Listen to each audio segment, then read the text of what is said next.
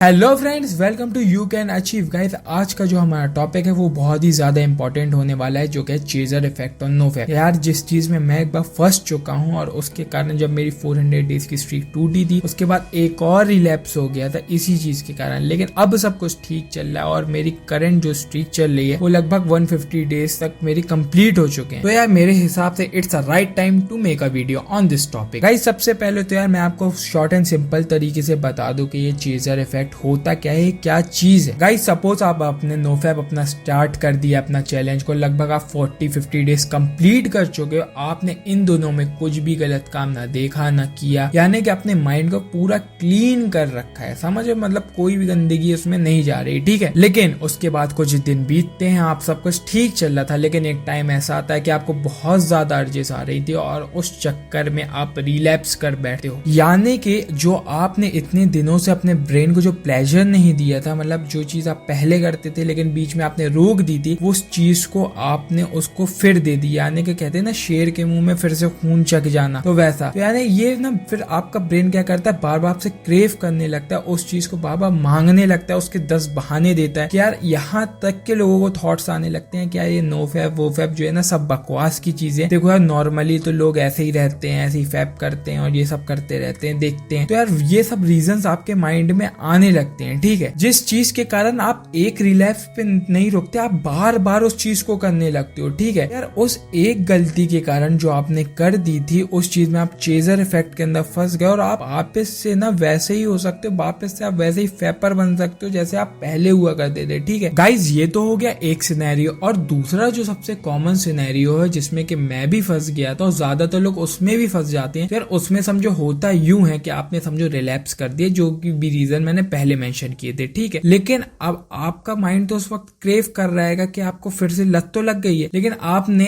फिर से ना अपने माइंड को समझाया, जैसे तैसे मोटिवेट करा और अपनी नोफैप स्ट्रीक को ना फिर से स्टार्ट कर देते हो, अपनी नोफैप जर्नी को फुल मोटिवेशन के साथ स्टार्ट कर देते हो। लेकिन जैसे जैसे वक्त बीतता जाता है, धीरे धीरे आपके नोफैप रूल्स को ना भुलाने लगते हो। फिर आप धीरे धीरे सोचते हो, यार क्या, चलो यार ये कंटेंट देख लेता हूँ, ये वेब सीरीज देख लेता हूँ। इन चीजों के बीच ना फिर धीरे धीरे फंसने लगते हो और एक टाइम ऐसा आता है कि आप अपने माइंड को कंट्रोल नहीं कर पाते और इन चीजों से ऐसा ट्रिगर कर देते हो जिससे कि आपका फिर रिलैप्स हो जाता है, चाहे वो सॉफ्ट रिलैप्स ही क्यों ना हो। और गाइस, जब भी बंदा इन टाइप की सिचुएशनों में फंस जाता है ना, तो मैं बता रहा हूँ, वो बहुत ज्यादा डिमोटिवेट हो जाता है और उसको 10 तरीके के ख्याल आते हैं कि यार, मेरी इतनी लंबी स्ट्रीक थी, अब टूट गई। लोगों की 400 की टूटने के बाद ना 100 की लगने के बाद फिर टूटती है, ठीक है। उस टाइम वो बहुत डिमोटिवेट फील करता है। वो चीज आप एक्सपीरियंस करोगे ना, तभी ना ही करो तो ज्यादा बेहतर है। कहीं यार, तो सबसे इंपॉर्टेंट एडवाइस मैं अगर आपको देना चाहूंगा तो भाई ये है कि अगर आपने भी अपने नोफैप स्टार्ट कर दिया ना भाई, कोई ईमानदारी से करो, उसके रूल्स फॉलो करो और आप पहला रिलैप्स ना ही करो तो ज्यादा बेहतर है, क्योंकि लोग इस पे रुकते नहीं है। ज्यादातर लोग कई रिलैप्स कर देते हैं, लेकिन भाई हम तो एक मशीन तो है नहीं। तो अगर गलतियां हो गई और आप चेजर इफेक्ट में फंस चुके हो तो क्या करें। तो यार, उसकी सबसे इंपॉर्टेंट एडवाइस जो मैं देना चाहूंगा वो ये है, तो यार सबसे पहले आप ना अपने माइंडसेट पे ही वर्क करो, जो मैं हर बार बोलता हूँ, ये कि नोफैप बेनिफिट्स के आगे ना सब चीजें बकवास हैंगी, ये सोच के रखो, ठीक है। उसके जो बेनिफिट्स ना, उसके आगे उसके जो डिसएडवांटेज हैं जो आप छोड़ रहे हो, मतलब सेक्रीफाइस करो, वो